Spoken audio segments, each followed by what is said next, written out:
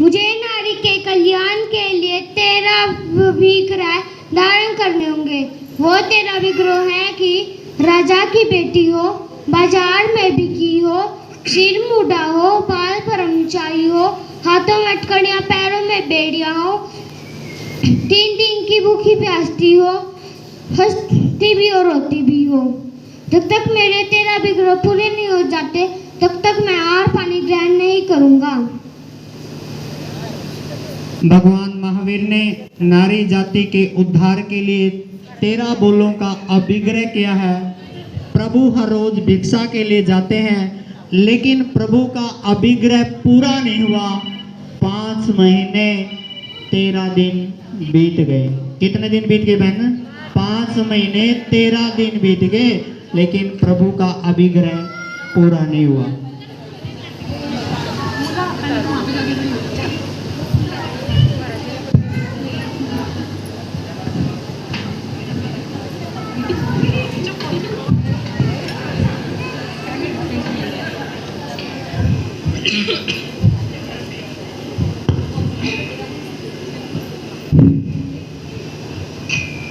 मूला, ओ मूला, देख मैं तुम्हारे लिए क्या लेकर आया हूँ। अजी इतना शोर क्यों मचा रखा है? ऐसा क्या लेकर आए हो आप मेरे लिए? मूला, हमारे कोई संतान नहीं थी। देख भगवान ने हमें पली पलाई बेटी दे दी।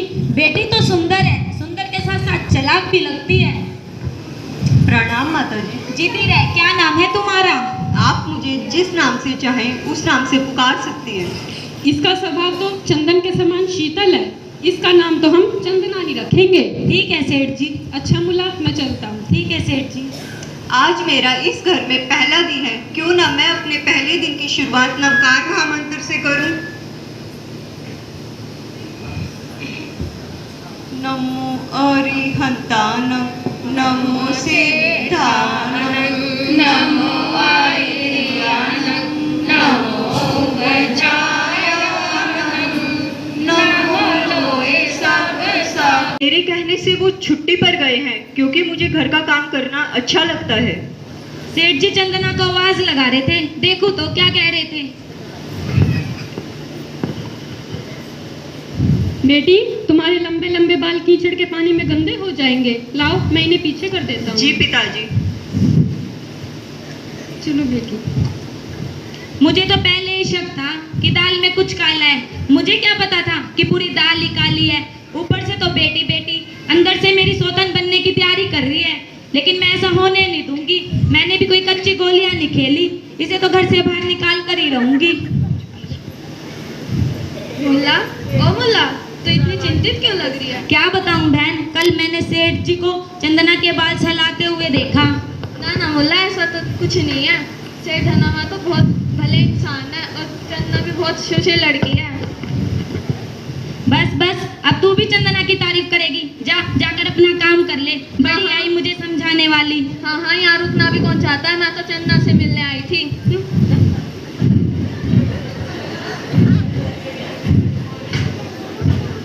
चंदना, ओ चंदना। आई माता जी। मैं तुझे कब से आवाज लगा रही हूँ, तुझे सुनाई नहीं देता? पहले तो मैं ये तेरे नागिन जैसे बालों को काटूंगी जिस पे मेरे पति लट्टू हुए थे। नहीं माता जी, ये आप क्या कह रही हैं? क्यों? कल ही तो मैंने अपने पति को तेरे बालों को सहलाते हुए देखा। नहीं माता जी, पिताजी तो मेरे बाल इसलिए पीछे कर रहे थे कहीं वो कीचड़ के पानी में गंदे ना हो जाए। बस बस, और कितना झूठ बोलेगी? जब से आई है नाक में दम कर रखा है। नहीं माता जी, मैं झूठ नहीं बोल रही हूँ। जब से आई है नाक में दम कर रखा है। नहीं माता जी, मैं झूठ नहीं बोल रही। ले, ये मेरे पति की दी हुई साड़ी पहन और मुझे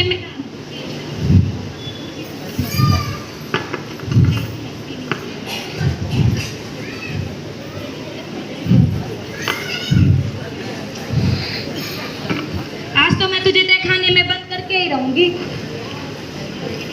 जब से आई है नाक में दम कर रखा है। जब 3 दिन तक भूखी प्यासी रहेगी ना, अपने आप मर जाएगी। जब 3 दिन तक भूखी प्यासी रहेगी अपने आप। अब यहाँ पे रही हो 3 दिन तक भूखी प्यासी। मैंने चंदना को तहखाने में बंद तो कर दिया, लेकिन अब सब मुझसे पूछेंगे कि चंदना कहाँ गई, तो मैं उन्हें क्या जवाब दूंगी। हाँ, एक काम करती हूँ, अपने पीहर चली जाती हूँ, कोई मुझसे कुछ पूछेगा भी नहीं और मुझे करना पड़ेगा कि ये अपने आप घर छोड़कर चली जाए। मैं ऐसा क्या करूँ कि अपने आप घर छोड़कर चली जाए। हाँ, एक काम करती हूँ, नौकरों की छुट्टी कर देती हूँ, इतना काम देखेगी तो अपने आप भाग जाएगी। रामू, ओ रामू, तू कहता था ना कि तेरी माँ की तबीयत खराब है, जाकर अपनी माँ की सेवा कर ले। शामू, ओ शामू, तू कहता था ना कि तेरी बहन की शादी है, जाकर अपनी बहन की शादी में शामिल हो जा। और दोनों कान खोलकर सुन लो, दोबारा इस घर में आने की जरूरत नहीं है। हमारे घर काम करने वाली एक अच्छी सी नौकरानी आ गई है। जाओ जाओ, अपना काम करो। हाँ जी, जो धन्ना सारस्वत सेठ थे कौन थे? हाँ जी, आपको घटना सुनाई गई थी। तो जो धन्ना सेठ थे वो कौन थे? जो कि गुदड़ी के बाजार में से चंदना को मोहरों में खरीद कर लाए थे। और कितनी मोहरों में? 1 लाख स्वर्ण मुद्राओं में चंदना को खरीद कर लाए थे। अब धन्ना वहाँ सेठ तो अपनी बेटी बनाकर चंदना को घर में ले आए, पर लेकिन मूला अभी उस बेटी को स्वीकार नहीं कर पाई। अब आगे मूला उसके साथ क्या करेगी, क्या उसको अपनाएगी या नहीं अपनाएगी, ये सभी अभी आप देखेंगे। चंदना, ओ चंदना। जी माता जी। मैं तुझे कब से आवाज लगा रही हूँ, तुझे सुनाई नहीं देता? बोलिए माता जी। जाकर झाड़ू लगा ले। जी माता जी।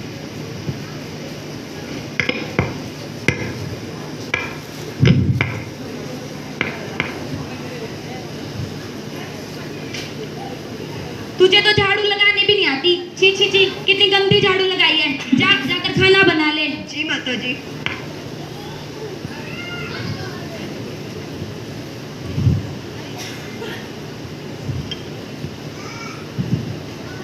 ओ, सेठ जी आ गए। बेटी, तुझे क्या जरूरत है काम करने की? अपने घर क्या नौकरों की कमी है? तू बैठ, खाना मैं बनाती हूँ। जी माता जी। बेटी, इस नए घर में तुम्हारा मन तो लग रहा होगा। जी पिताजी। ले बेटी बैठ, खाना खा। बेटी, तुम दोनों का प्यार देखकर मेरा मन खुशी से भर गया। अच्छा मुला, मैं चलता हूँ। ठीक है सेठ जी।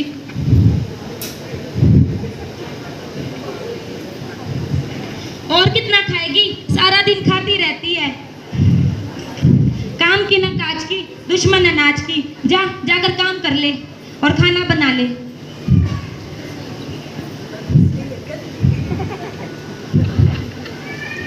माता जी, आटा तो खत्म हो गया है। कल तो बेटी, तुम दोनों का प्यार देखकर मेरा मन खुशी से भर गया। अच्छा मुला, मैं चलता हूँ। ठीक है सेठ जी।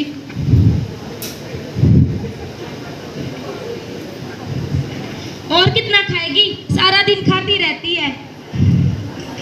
काम की न काज की, दुश्मन अनाज की। जाकर काम कर ले और खाना बना ले।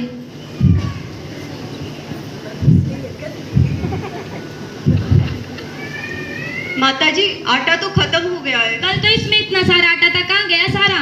माता जी, कुछ आटा तो मैंने भिक्षुओं को दान दे दिया था और कुछ आटा मैंने बूढ़ी अम्मा को दे दिया था। मुझसे बिना पूछे दान देने की जरूरत नहीं है। नौकरानी बनकर आई है और नौकरानी बनकर ही रहे। जाकर अपना काम कर ले। जी माता जी। अब सेठ धन्ना वहा जब वो घर में जाता है, जब वो घर में रहता है, तो मूला सेठानी उसके सामने बेटी को प्रेम करने का दिखावा करती है। लेकिन सेठ के घर से जाते ही वो उसके ऊपर अत्याचार करती है, उससे पूरे घर के कार्य करवाती है और जो कार्य नहीं भी होते उसको बिगाड़ कर भी उससे कार्य करवाती है। अब देखो सेठ धन्ना वहा अब जाएगा तो मूला का क्या बिहेव रहेगा। हाय राम, मेरे तो पैरों में बहुत दर्द हो रहा है। लाओ माता जी, मैं आपके पैर दबा देती हूँ। मेरे तो सिर में भी बहुत दर्द हो रहा है। माता जी, मैं आपका सर दबा देती हूँ। बस बस, सिर के बहाने मेरा गला दबाना चाहती है। मुझे मारकर तू अकेली इस घर पर राज करना चाहती है, लेकिन मैं ऐसे होने नहीं दूंगी। मैंने भी कोई कच्ची गोलियां नहीं खेली। तुझे तो इस घर से बाहर निकाल कर ही रहूंगी।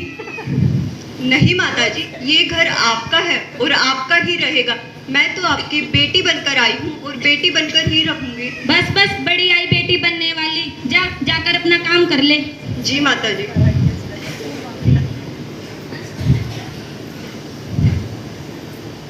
मुला, ओ मुला, चंदना, ओ बेटी चंदना। आई पिताजी। बेटी, मेरे पाँव कीचड़ से भर गए हैं, जरा पानी तो लाना। लाई पिताजी।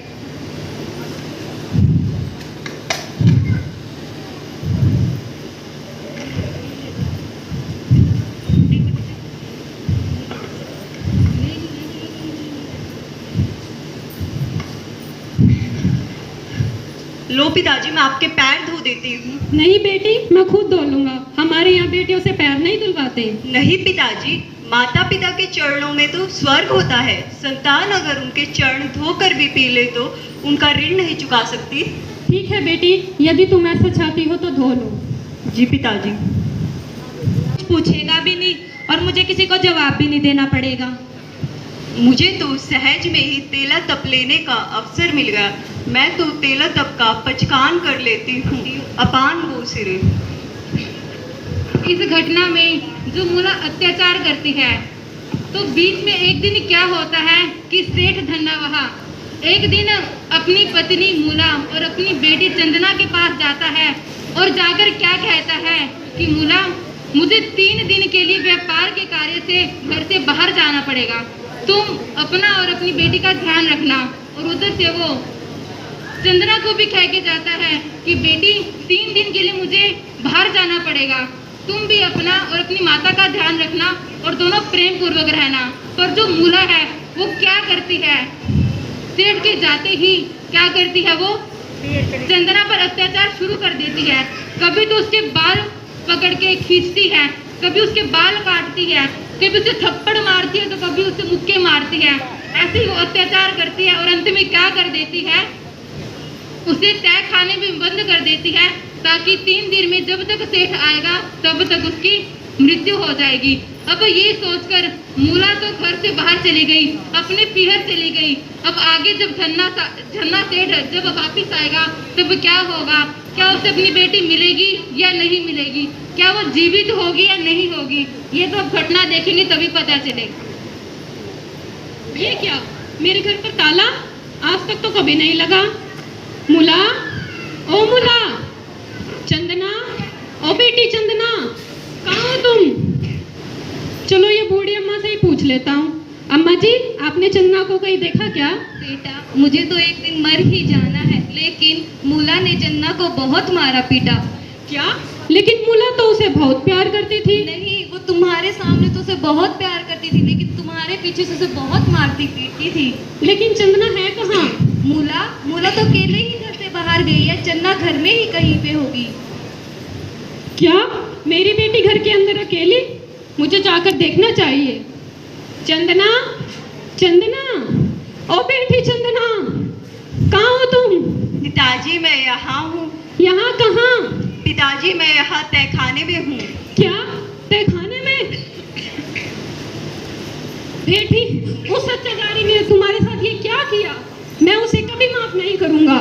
नहीं पिताजी, इसमें माताजी का कोई दोष नहीं है। माताजी तो सिर्फ निमित्त है। ये सब तो मेरे कर्मों का ही दोष है। नहीं बेटी, ये तो तुम्हारा बड़प्पन है, वरना